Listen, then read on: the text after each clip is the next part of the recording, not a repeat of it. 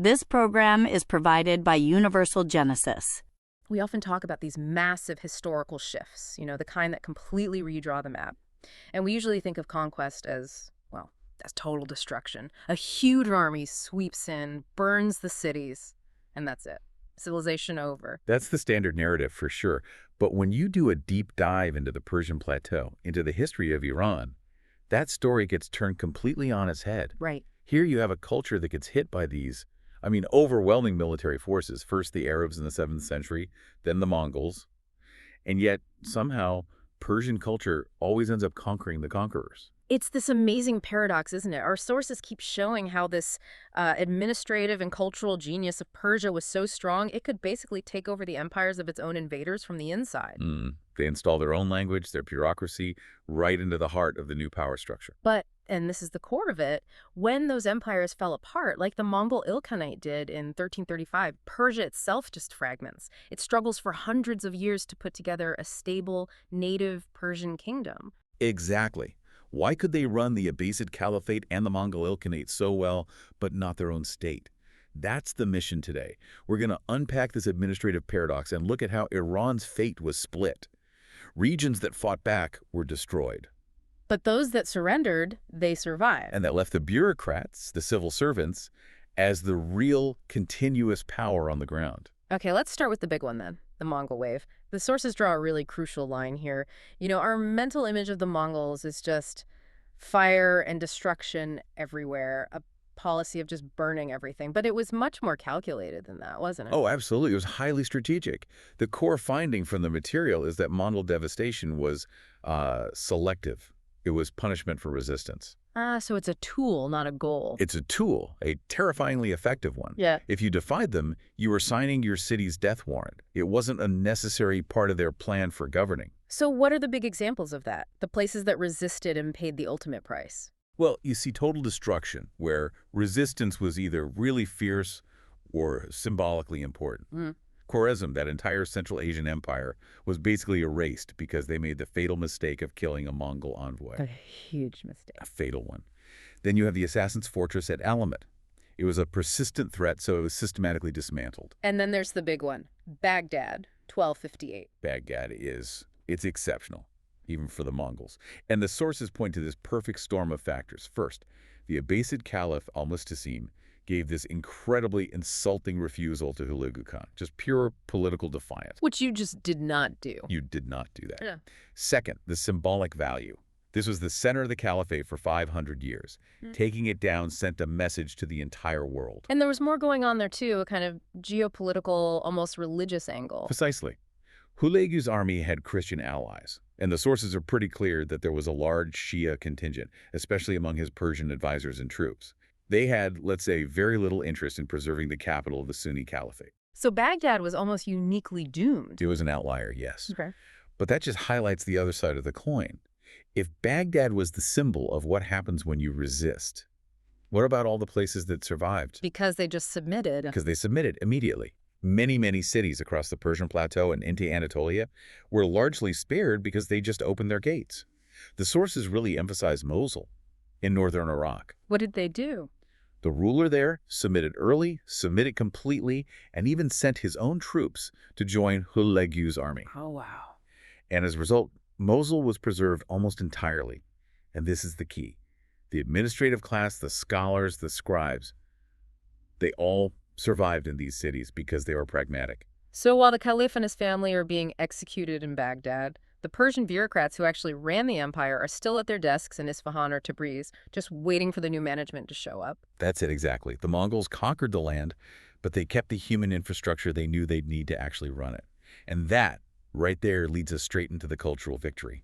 The second the Mongols set up their successor state in Persia, the Ilkhanate, they hit a wall, a huge administrative wall.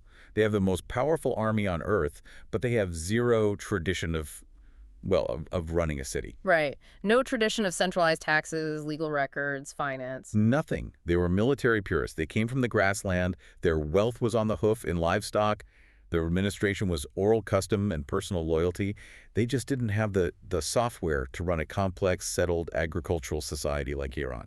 And this is where the Persian expertise just walks in the door and says, we can help with that. It creates this perfect division of labor. It's almost a repeat of what happened with the Arab caliphs centuries earlier. A two-tiered system. Yes. The Mongols are the military and political top tier. They're the Khans. They collect the big taxes. Yeah. But the Persians run everything else. The finance ministry, the local tax collection, the day-to-day governance, everything that makes a state actually function. And was this just, a practical arrangement?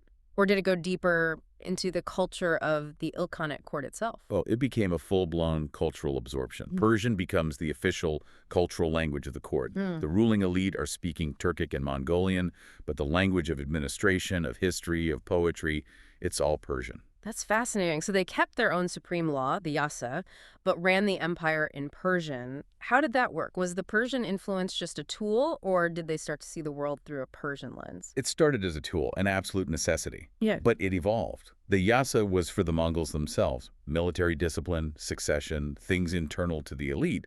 It had nothing to say about, property disputes in Shiraz or managing trade routes.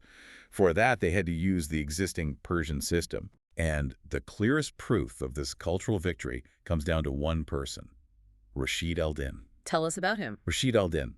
He was a Persian physician and civil servant who rises to become the chief minister, the vizier of the whole Ilkhanate.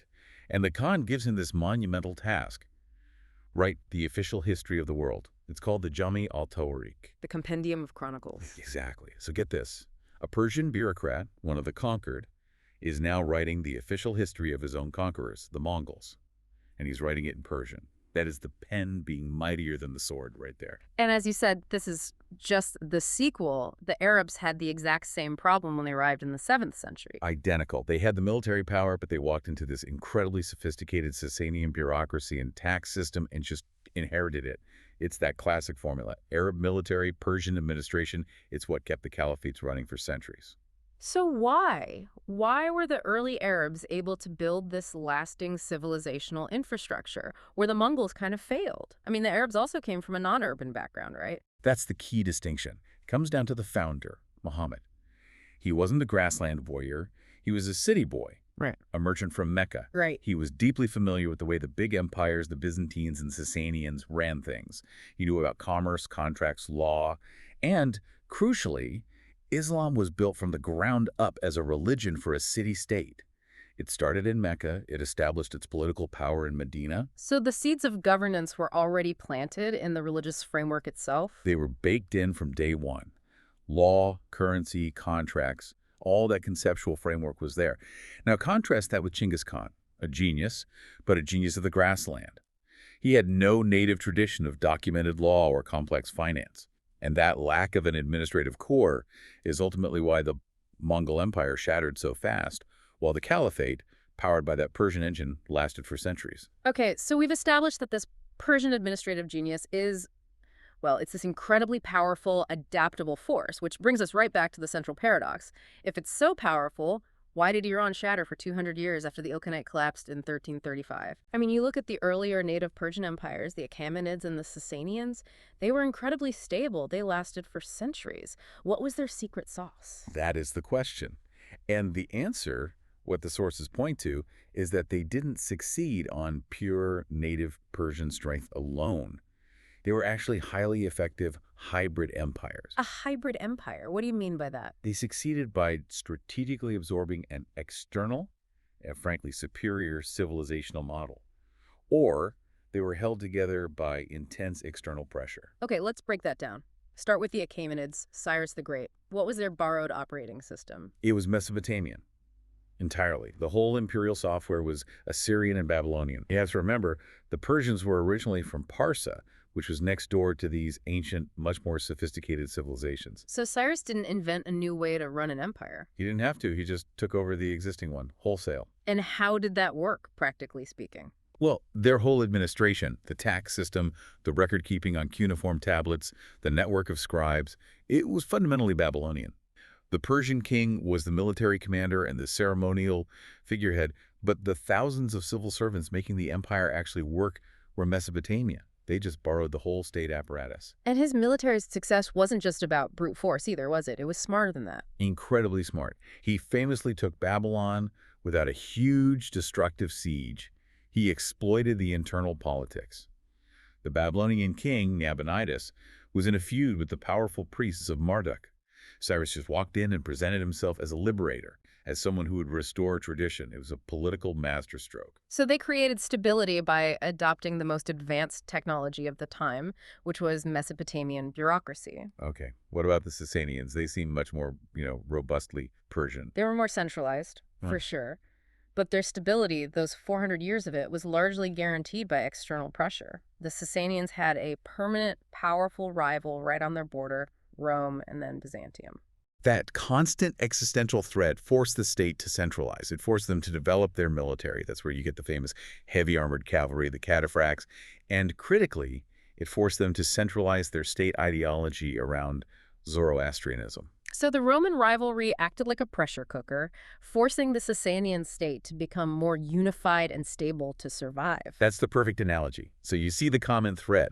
The Achaemenids borrowed an administrative system.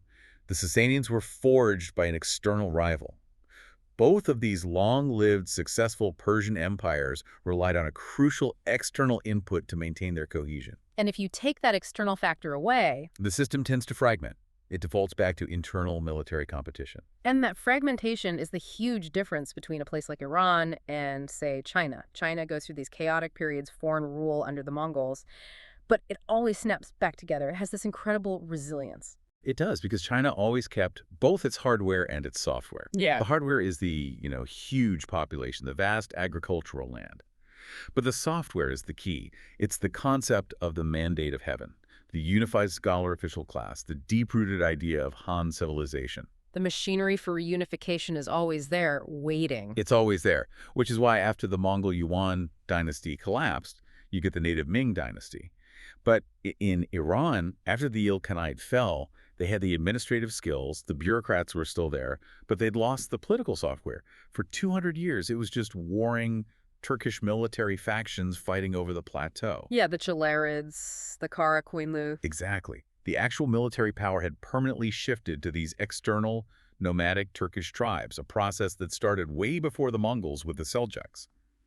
So the Persian vizier is still there, running the city for whichever warlord is in charge this week. But the ability to create a legitimate native Persian king is gone. It's gone. And that's the ultimate insight, isn't it? Why couldn't these brilliant Persian administrators, the ones controlling the money and the records, just pick one of their own and make him the new Shah? Because they were missing the king-making engine, the ideological core that isn't about military power or administrative skill. And this, believe it or not, all goes back to the Islamic conquest in the 7th century. How does losing a state religion centuries earlier prevent you from making a new king? Because in the Sasanian system, kingship wasn't just about being the strongest. It was validated by a divine mechanism. The king was granted far, a kind of divine grace or glory. That ritual, that myth, that whole religious system was what gave a native Persian royal line its legitimacy. And once Zoroastrianism was replaced by Islam as the state religion, that mechanism was broken forever. It was broken. So without that concept of far, any attempt by a Persian bureaucrat to take the throne is just a power grab. It has no deeper legitimacy. It can be easily swept aside by the next Turkish general with a bigger army. Wow. So the Iranian plateau was structurally trapped inside the Islamic world because it had lost the standalone ideological tool to create its own king. That's it. The culture, the language, the bureaucracy, it all survived. But the state-building structure couldn't be rebooted by the Persians themselves, not until the Safavids in 1501. And even they needed two external pieces, a Turkish military corps, the Kızılbaş, and a new unifying Islamic ideology, which was Shi'ism. What a journey, from Mongol destruction being a strategic choice to the Persian pen conquering its conquerors, all the way back to the secret of these ancient hybrid empires. And the final synthesis is just so clear. When a civilization loses its state OS, that core religious or ideological system that validates power and makes people obey, it really struggles to regenerate native political control. It doesn't matter how strong its culture administration is. We've seen that the long-term survival of a state really hinges on this non-military, often spiritual or legal framework, which makes you think about the modern world. You know, if a political system loses its accepted source of legitimacy, whether that's a constitution or a shared national myth, or democracy itself, can powerful administrative systems like our technology and our bureaucracies really save it from breaking apart in the long run? Something to mull or explore on your own. This program is provided by Universal Genesis.